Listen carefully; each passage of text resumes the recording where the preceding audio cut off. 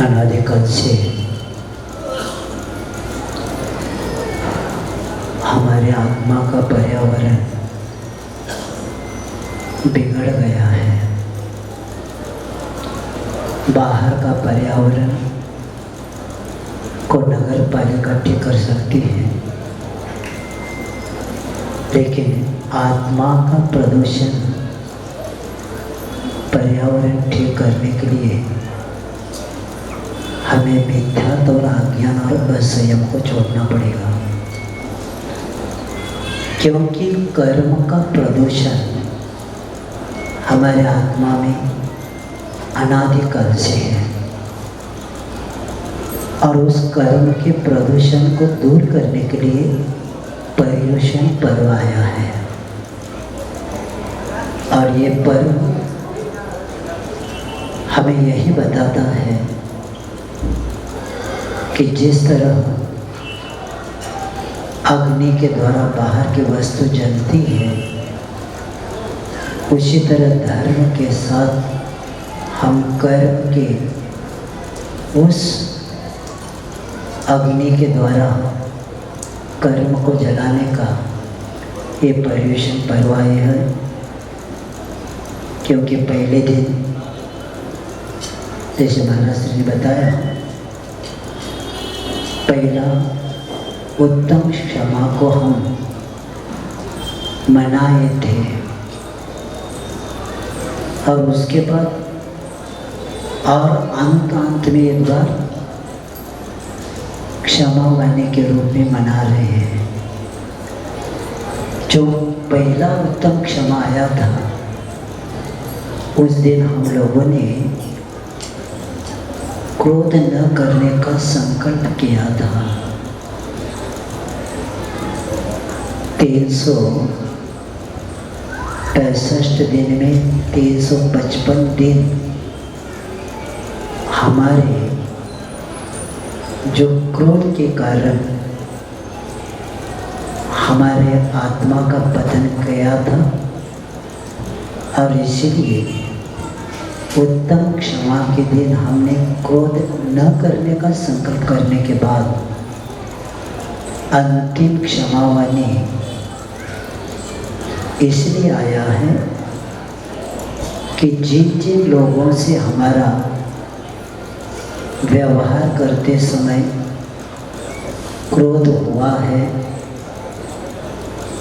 और जैसे हिसाब दीपावली को हम करते हैं, उसी तरह बचा कुचा कुछ हो, उसको भी एक बार क्या करेंगे, क्षमा मांग के अपना खाता नील करेंगे। क्योंकि कल से नया खाता शुरू करना है। आचार्य कुंद देव कहते हैं, सदियों से ये परंपरा चल रही है, क्षमा मांगना और क्षमा करना। अब आचार्य कुंद देव कहते हैं, अब क्षमा नहीं मांगना, क्षमा को एक बार धारण करना, पुनः क्षमा का विषय आएगा ही नहीं। और क्रोध एक ऐसा भयानक संसार में है कि जो जो इसको अपनाया उसका नियम से पतन होता गया। आचार्य कहते हैं, आप क्रोध दूसरे पर कर रहे हैं, लेकिन क्रोध के कारण आप भी अपने धर्म को जला रहे हैं। निमित्त सामने वाला व्यक्ति हो सकता है, लेकिन ये याद रखना, क्रोध करने वाले का आयत होता है क्या? क्रोध सुनने वालों का आयत होता है? क्रोध करने वालों का ही आयत होता है। जो कोई व्यक्ति दूसरे के लिए गड्ढा बनाना चाहता है, गिर जाए, पहले खुद गड्ढे में जाना पड़ता है। किसी को काला लगाना है तो पहला अपने हाथ को काला लगा के लेना पड़ता है, और सामने वाला देखकर भाग जाएगा, बाद में खुद को लगा तो रहना पड़ता। इसीलिए सावधान हो जाएंगे। आत्मा का पतन दूसरा कोई नहीं करता, हम खुद ही करते हैं। इसीलिए आज पूरी जैन समाज और गुना के प्रथम नागरिक वो भी उपस्थित है। तो समझ लेना, आज की क्षमावाणी पूरा गुने नगर का ही है जी। क्योंकि क्षमा शब्द सुनना भी अभी मुश्किल हो गया। कौन बोलता है क्षमा? कोई नहीं बोलता। सब ऐसे खड़े हैं लेकिन कोई झुकना नहीं चाहता, क्योंकि क्षमा उसी के जीवन में आता है जो विनयी रहता है। क्षमा उसी के पास आता है हर जीव के साथ आत्मीयता रहती है। आज सुबह प्रवचन वत्सल भावना में बताकर आए हैं, हम क्या करते, बड़े और छोटे इनके साथ रहना चाहते, लेकिन साथ वालों के साथ नहीं रहना चाहते। बड़े वालों से क्षमा मांगेंगे और छोटे वालों को भी कहेंगे हाँ हम क्षमा करते हैं आपको, लेकिन जिसके साथ हम रहते साथी, उसके साथ क्षमा का विषय नहीं होता। क्योंकि क्षमा हर व्यक्ति नहीं मांग सकता। क्षमा वीरस्य भूषणम, क्योंकि ये वीरों का धर्म है, कायरों का नहीं है। और इसीलिए अंतःकरण को खाली करो पहला। जितना अंदर भरा है वह निकाले बिना क्षमा का आनंद नहीं आएगा। एक प्रसंग याद आता है कि दो चींटियाँ थी, एक शक्कर के गोडाउन में रहती थी और एक नमक के गोडाउन में रहती थी। तो पर्व चल रहा था, तो शक्कर के गोडाउन में रहने वाली चींटी सोचती है कि हमारी सहेली को बहुत दिन बुलाने का सोचा है, ये पर्व के निमित्त में बुलाया जाए। तो नमक के गोडाउन की वह चींटी को निमंत्रण होने के बाद वो आ जाती है।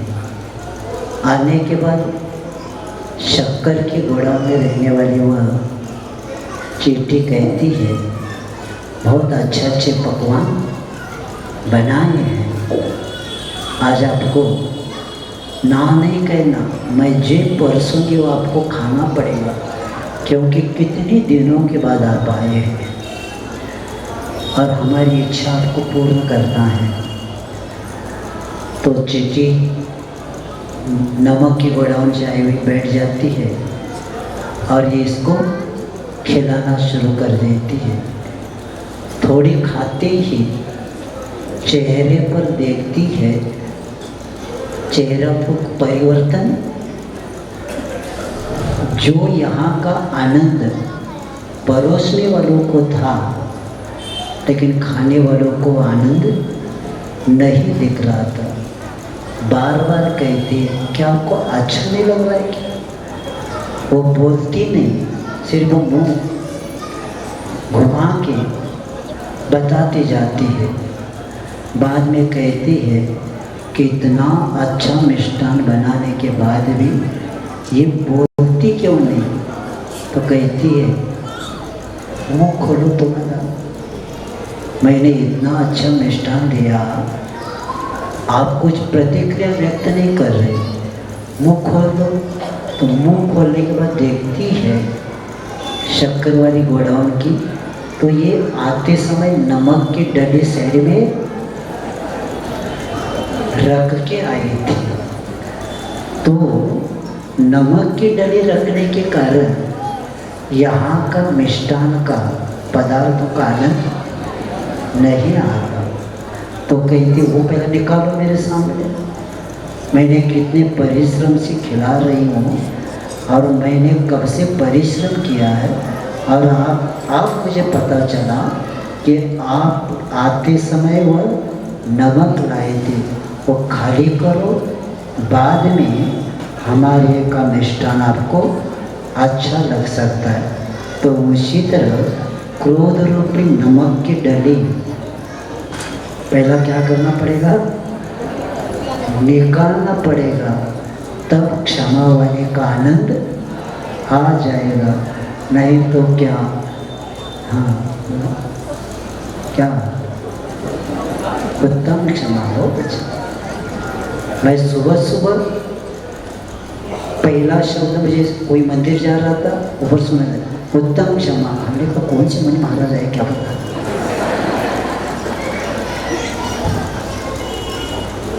सिर्फ क्षमा मांगो, उत्तम क्षमा मांगना है तो घर छोड़ना पड़ेगा, क्योंकि आपका क्षमा कैसा है, सीजन के अनुसार अपने व्यक्ति को देख के, व्यक्ति का स्वभाव देख के होता है। इसलिए याद रखेंगे कि क्षमा मांगना अपने गुणों का विकास करना। क्षमा शब्द का अर्थ उत्तम क्षमा के दिन बताया था, आत्मा की गुणों की रक्षा करना ही क्षमा शब्द है। और हमारे आत्मा के गुणों का विकास हो, यही लक्ष्य अपने को बनाना है। और पुराण हमारे सामने महान पुरुषों का इतिहास सामने है कि कितना उपसर्ग हुआ, कितने परिचय सहन करना पड़ा, लेकिन किसी ने उत्तर नहीं दिया। शरीर पर क्या क्या नहीं डाला जा रहा है, तो भी हमें मेरा स्वभाव जो है, मेरे आत्मा के गुणों की रक्षा मैं करूँगा ही। आप कितना भी कोशिश करो, क्रोध आ जाए, मैं क्रोध को प्राप्त नहीं कर सकता। गांधी जी के जीवन में एक प्रसंग आता है। गांधी जी कहीं ट्रेन में से जा रहे थे और कोई व्यक्ति कहता ये गांधी जी है, बहुत सहनशील वाले व्यक्ति, बहुत अच्छे हैं। तो एक व्यक्ति जानबूझ के गाली देना शुरू करता है, इतनी गाली देता है, इतनी गाली देता है, और बाद में वो व्यक्ति कहता है आपको क्रोध क्यों नहीं आ रहा है। तो गांधी जी ने कहा व्यवहार दो व्यक्ति में होता है, आप क्रोध के साथ गाली बोल रहे थे लेकिन मैंने लिया ही नहीं, तो इसका अर्थ क्या है, आपकी गाली आपके पास, जब मैं स्वीकारूंगा तब मुझे क्रोध आएगा। इसीलिए अपने को क्या करना है, सामने वाला क्रोध करेगा ना, शांत बैठना, क्योंकि अग्नि कब तक जलती है, जब तक ईंधन है। अगर हम बोलेंगे तो ईंधन का काम करेगा, शांत बैठेंगे ना तो ईंधन समाप्त होते अग्नि बुझ जाएगी।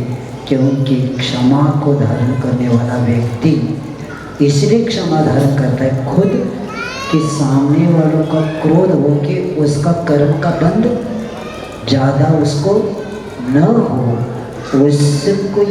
उसको भी कर्म से हमें बचाना है। विवेकशील हो तो समझा सकते, लेकिन अज्ञानी को समझा नहीं सकते। उस वक्त मौन धारण करना ही अपना ही धर्म होता है, और इसके द्वारा व्यक्ति शांत होता है। और आप लोगों ने पर्युषण पर बहुत अच्छा मनाया, लेकिन इतना याद रखेंगे गुणों के विकास के लिए पर्युषण पर्व होता है। हमने सुबह के प्रवचन में बताया था, प्रदर्शन के लिए नहीं होता, प्रदर्शन थोड़े समय के लिए होता है और हमारा पर्यूषण आत्मदर्शन के लिए है, बाहर के प्रदर्शन के लिए नहीं है। जहाँ प्रदर्शन है वहाँ प्रदूषण है, और जहाँ आत्मदर्शन है वही हमारे लिए पर्यूषण पर्व है। तो हमें प्रदूषण से बचना है। अनंत काल से ये यात्रा चल रही है, और इस भाव में जिस कुल में हम जन्मे हैं, वहाँ सालों से हम ये पर्यूषण पर्व मनाते आ रहे, और आज प्रत्येक सुबह से प्रत्येक मोबाइल में यही चल रहा है, क्षमा मांग रहा हूँ। मैं क्षमा चाहता हूँ। क्या कौन है क्या पता, सिर्फ डाल दिया, इससे काम नहीं होता। अंतःकरण से क्षमा को धारण करना है। इसीलिए आचार्य कहते, क्षमा में सब जीवाना सर्वे जीवा खमंत में मेत्ते में सर्वभूतेषु वैरम मज्जम न किए नहीं। मेरा संसार में कोई भी वैरी नहीं है। मैं क्षमा मांगता हूँ और सबको क्षमा करता हूँ। इसीलिए करता हूँ क्योंकि मुझे शत्रु नहीं बढ़ाना है। क्या नहीं करना, देखो, इसीलिए प्रतिक्रमण किया जाता है। हर रोज का प्रतिक्रमण, पाक्षिक प्रतिक्रमण, बाद में संवत्सर वार्षिक, और बाद में संलेखना के समय भी प्रतिक्रमण किया जाता है कि एक भी संसारी जीव हमारा शत्रु न रहे। क्योंकि ये भाव शत्रु कम करने के लिए मिला है, शत्रुओं को बढ़ाने के लिए नहीं मिला है। तो इसलिए याद रखना, सामने वाला क्षमा नहीं मांगता, क्रूरता है, तो भी हम कहेंगे हम तुम क्षमा मांगेंगे, क्योंकि हमारा खाता हम नील करेंगे, सामने वाला वो उसका कर्म जाने। और इस भाव को जब वात्सल्य भाव प्रत्येक जीव के प्रति आता है, तब व्यक्ति क्षमा को धारण करता है और दूसरों को भी क्षमा कर देता है। और ये क्षमा पर्व अगर ये पूरे विश्व में होता जाए तो हमें कोर्ट और कचहरियों की जरूरत ही नहीं पड़ेगी। हमारे लिए जैन दर्शन एक ऐसा दर्शन है कि प्रत्येक जगह कहता है कि हर रोज ये भाव करने वाला व्यक्ति पुनः गुनाह कभी नहीं करता, पुनः क्रोध नहीं करता। क्योंकि संसार में ये जो अत्याचार अनाचार हो रहे हैं, उसका एक ही कारण है, क्रोध के कारण, व्यसनों के कारण। और इसीलिए बढ़ता हुआ 94-95% अगर सबसे ज़्यादा पाप होते तो किससे होते? शराब से होते हैं। और ये अगर बंद हो जाए तो हमारे कोर्ट और कचहरी की जरूरत ही नहीं पड़ेगी। और इसी दर्शन को लेके प्रत्येक व्यक्ति स्वीकारता है कि जैन दर्शन एक ऐसा दर्शन है कि प्राणी मात्र के लिए ये कार्य करता है। और मैं आपको बताना चाहता हूँ कि हमें स्वाभिमान है, अभिमान है कि महाराष्ट्र में एक संगठन ने काम किया। पिछले ग्रीष्म काल के 2 साल के पूर्व इतना केंद्र सरकार का काम 7 करोड़ मंजूर हो गया और उस संगठन को दिया। संगठन ने 3.5 करोड़ में पूरा प्रोजेक्ट करके दिखाया। इसीलिए अभी यहाँ मीटिंग हो गई। आपके गुना जिला 4-5 जिले के लिए भी केंद्र सरकार ने कहा है कि आपको ही करोड़ रुपए जो भी शासन का है, आपके जैन समाज को ही हम देंगे संगठन आपको बनाना है, काम आपको देखना है, पैसा हम देंगे। लेकिन मैं विश्वास दिलाना चाहता हूँ कि जैन समाज देश का एक एक पैसा जो देता है ना, काम करता है ना, जिन्होंने पसीना बहाया वही जानता है कि पैसे कमाने में क्या परिश्रम होता है। तो इसीलिए गुनाह के 25 या 50 लोगों की टीम बन गई है। 3-4 जिले तहसील के आपके गांव में, आपके इसमें 4 या 5 तहसील है, उनको भी 2 दिन में बताया है, वो भी बनाएंगे। उसका एक ही कारण है, जो सरकार के पैसे नीचे तक आता था लेकिन काम नहीं होता था, इसीलिए केंद्र सरकार ने महाराष्ट्र के संगठन को कहा कि मध्य प्रदेश का काम भी आपको देंगे। और इसके लिए उन्होंने जैन समाज को कहा कि आप ये काम करना। मैं ये भी बताना चाहता हूँ, रत्नकड़ श्रावकाचार्य में मैंने बताया है, अकबर के दरबार में